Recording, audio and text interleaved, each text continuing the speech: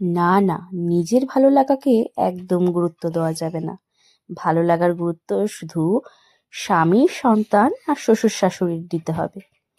তাই নিজের পছন্দ অনুযায়ী কিন্তু রাধাটা ভুলেই গিয়েছি।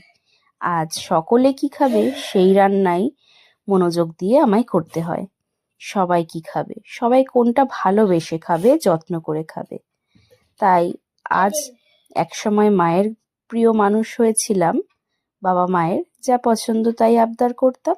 আজ কিন্তু সেটা একদমই একসময় কারোর সন্তান, আর এখন দাঁড়িয়ে আমার নিজের সন্তান। নিজের সন্তান কি খাবে সেই কথা ভাবতে হয়।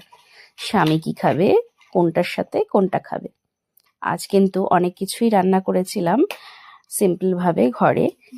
ডাল করেছিলাম, কারণ ভাজাভুজির সাথে ডাল না হলে তো চলবে না। আর করেছিলাম পালং শাক, মূলো, বেগুন, আলু, সিম সমস্তটা দিয়ে।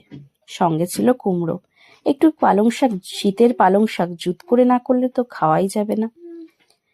আজকের মেনুতে ছিল হচ্ছে ভাত, উচ্ছে ভাজা আর আলু দিয়ে পোস্ত ভাজা। সঙ্গে ছিল বকফুলের বড়া আর সাথে ছিল কিন্তু ডাল। আর ওই যে আজকে এখন শীতের পালং শাক। পালং শাক খেতে কিন্তু বেশ ভালো লাগে। একটু মূলো না পড়লে কিন্তু আবার জমে ওঠে না।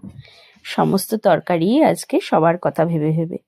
আমার ভিডিও যদি আপনাদের ভালো লাগে অবশ্যই একটি লাইক, কমেন্ট, শেয়ার করবেন। ধন্যবাদ।